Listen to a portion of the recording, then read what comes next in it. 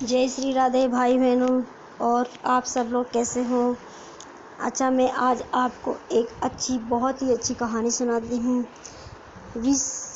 सूर्यवंश में राजा शिवदत्त हुए थे, सतयुग में हुए थे। उनकी मैं आपको एक अनन्य कथा सुनाती हूँ, जिसके सुनने से आपको ज्ञान की प्राप्ति होगी और जिसके सुनने से आपको मोह से भी निवारण मिलेगा। इसलिए आप ये कथा सुनिए।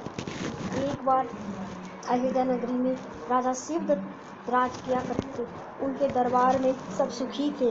उनके गांव में, अयोध्या नगरी में प्रजा सब तरह से सुखी थी। अन्न धन धान्य, उनके सारे काम अच्छे से हुआ करते थे। उन्हें कोई कमी थी, उन्हें किसी चीज़ की कोई कमी थी। अपने राजा से वो बहुत ही प्रसन्न थे। उन्हें अपना राजा के प्रति बहुत स्नेह था, बहुत प्रेम थे। वो अपने राजा से भी अपने पुत्र के समान ही प्रेम करते थे। ऐसे करते करते कई वर्ष बीत गए। एक बार इंद्र ने सोचा कि ये शिवदत्त तो पृथ्वी लोक में बहुत ही अपना नाम कमा रहा है, क्यों न इसकी परीक्षा ली जाए कि कैसा नाम वाला है। इसकी लोग बहुत ही तारीफ करते हैं, बड़ाई करते हैं, कहते कि शिवदत्त जैसा राजा दुनिया में नहीं। परंतु देखो तो सही नहीं, आज ये कितना पुण्यवान है, कितना ज्ञानवान है, इसकी ज्ञान की परीक्षा लेता हूँ। ऐसे करके राजा इंद्र ने शेर का रूप बना लिया और अग्निदेव से कहा कि तुम कबूतर बन जाओ।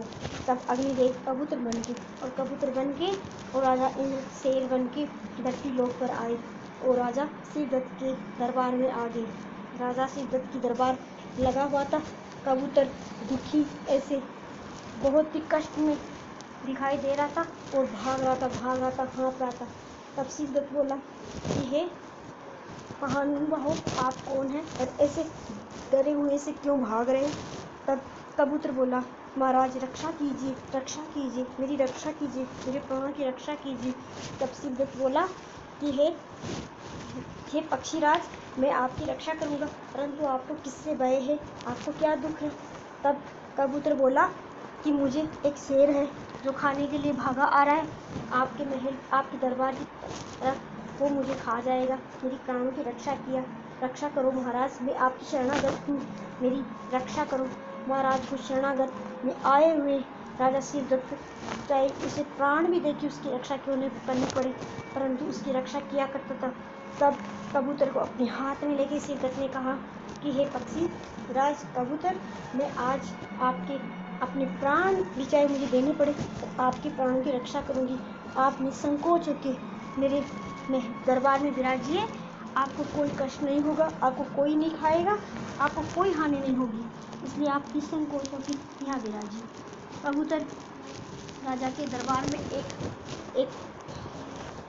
एक टेबल पे विराजमान हो गया।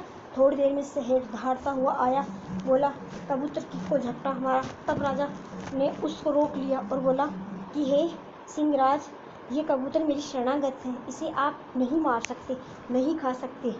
तब शेर बोला कि मैंने ये इसे शिकार किया है, मैं तो इसे खाऊंगा ही, तुम कौन होते हो मुझे इसे रोकने वाले? तब राजा शिवदत्त बोला कि ये मेरी शरण में आया हुआ है, मैं शरणागत के आए हुए जीव की रक्षा करता हूँ, चाहे उसके लिए मुझे कुछ भी करना पड़े। तब शेर बोला कि अच्छा, बड़े शरणागति हुए, क्या मैंने किस दूसरे का मेरे भोजन छीन कर तुम इस कबूतर की रक्षा करोगे? ये तो मेरा भोजन है, मेरा भोजन छीनोगे तो तुम्हें वैसे भी पाप की प्राप्ति होगी, तुम्हें क्या पुण्य होगा? इसकी जान बचाओगे तो मुझे भूखे मारोगे। तब शिवदत्त बोला, मैं आपके भोजन की कोई व्यवस्था कर देता हूँ, कोई भी व्यवस्था आप जो चाहो मंगा लो, मैं आपके लिए कितना भी मंगा दूंगा। तब शेर बोला, मैं सिर्फ अपना किया हुआ शिकार ही ग्रहण करता हूँ, इसलिए मुझे ये कबूतर दे दो। तब राजा शिवदत्त बोला कि नहीं सिंहराज, चाहे आप कुछ भी कर लो, मेरे प्राण ले लो, पर मैं इसे नहीं दूंगा। तब शेर बोला, अगर तुम्हें अपने प्राणों की इतनी देने का इतना शौक है तो लाओ, अपने शरीर का एक अंश, एक टुकड़ा मुझे दे सकते हो क्या? तब बोला, हाँ क्यों नहीं, आप मेरे शरीर के किसी भी अंग का कोई भी टुकड़ा ले लो। तब शेर बोला, मैं ऐसे तुम्हारे शरीर के अंग के टुकड़े नहीं लूँगा, इस कबूतर को कंडे में बैठा दो, इस कबूतर के बराबर जितना मांस होगा उतना मांस मैं लूँगा। इस कबूतर को बैठाओ और अपने शरीर का अंग काट के इसमें रखो। तब राजा शरणागति थे और मान गए। सारी प्रजा कहने लगी, महाराज आप ये क्या करें, एक सिंह के कहने पे अपने हाथ पैर काटने को क्यों तैयार हो रहे हैं। तब राजा बोला, आप लोग कुछ भी कहो, परंतु मैं शरणागत के आए हुए इस शरणार्थी को अपनी शरण में ले लिया है मैंने, तो मैं इसकी रक्षा करूंगा, चाहे मुझे अपने हाथ पैर क्यों न गंवाने पड़े। राजा नहीं माना और राक्षस और जल्लाद को बुला के उसे कहा कि मेरा एक हाथ काट के इस पलड़े में रख दो, इस कबूतर के बराबर हो जाए। ऐसे करके वो आया जल्लाद और राजा का एक हाथ झट से काट के पलड़े में रख दिया, एक तरफ कबूतर और एक तरफ राजा का हाथ। परंतु राजा का हाथ डालने से उस कबूतर में कुछ भी नहीं हुआ। कबूतर का पलड़ा नीचे के नीचे, कबूतर के पलड़े में कोई फर्क नहीं पड़ा। तब राजा ने कहा, कोई बात नहीं, मेरा दूसरा हाथ भी काट दो।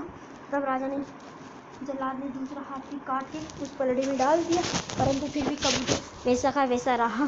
तब सारी प्रजा हाहाकार मच गया और प्रजा कहने लगी, नहीं महाराज आप ये क्या कर रहे हैं, ये क्या कर रहे हैं, ऐसा मत कीजिए, ये गलत है। आप हमारे पिता समान है, हमारे दाता हैं, आपको अगर कुछ हो जाएगा तो हम क्या करेंगे। आपने अपने दोनों हाथ गंवा दिए हैं, आप इस कबूतर की रक्षा करिए, पूरी प्रजा को अनाथ मत कीजिए, आप ऐसा कुछ मत कीजिए। तब राजा ने बोला कि हे प्रजाजनों, मैं एक ऐसा राजा हूँ जो आज तक मैंने किसी भी शरण में आए हुए शरणार्थी को उसकी इच्छा पूरी करे मैंने नहीं भेजा। आज मैं इस कबूतर, चाहे मुझे कुछ भी हो, लेकिन मैं इस कबूतर के प्राण बचाने के लिए अपने इस पूरे शरीर का ही दान कर दूंगा, चाहे मुझे कुछ भी करना पड़े। आप लोग निसंकोच और मेरे बाद में कोई दूसरा राजा आएगा, राज्य करेगा, आपको वैसा ही लाड प्यार देगा, लेकिन इस कबूतर को बचाने वाला कोई नहीं होगा। इस कबूतर को आज मैं नहीं बचाऊंगा तो मेरे नाम को कलंक लग जाएगा कि देखो राजा शिवदत्त, जिसे एक कबूतर की जान नहीं बचा सका, वचन दे के अपना वचन भंग कर दिया। मेरी जान चली जाए तो चली जाए, लेकिन मैं अपना वचन भंग नहीं करूंगा। तब उसने जल्लाद से कहा कि मेरा एक पैर काट के पलड़े में रख दो। जल्लाद ने एक पैर काट के पलड़े में रख दिया, फिर भी कुछ नहीं हुआ। दूसरा पैर काट के पलड़े में रख दिया, कुछ नहीं हुआ। पूरी प्रजा हाहाकार मच गई। राजा बिना हाथ और बिना पैरों को हो गए, खून से लथपथ पूरा दरबार हो गया। परंतु राजा फिर भी कहने लगा, अगर इसमें कुछ भी नहीं हुआ तो मेरे इस टूटे फूटे शरीर को उठा के पलड़े में डाल दो, ताकि इस कबूतर के बराबर हो या न हो। तब उसने सिंहराज को प्रणाम करके कहा, हे सिंहराज, मेरा ये पूरा शरीर है, मैं पलड़े में रखता हूँ, इससे अगर इस कबूतर के बराबर वजन ना भी हो तो इस कबूतर की मेरी आपसे गुजारिश है, इस कबूतर को छोड़ देना, इसकी प्राणों को बख्श देना और मेरे मांस को खा के तृप्त होना। ऐसे कहते ही जैसे ही जल्लाद ने राजा शिवदत्त के शरीर को पलड़े में रखा, वैसे ही कबूतर का पलड़ा ऊपर हो गया और शिवदत्त का पलड़ा नीचे हो गया और साक्षात अग्निदेव और इंद्रदेव प्रकट हो गए और बोले, हे राजा शिवदत्त, तुम्हारी भक्ति से मैं बहुत प्रसन्न हूँ। तुमने शरण में आए हुए एक तुच्छ कबूतर की प्राण बचाने के लिए अपनी जान दांव में लगा दिया।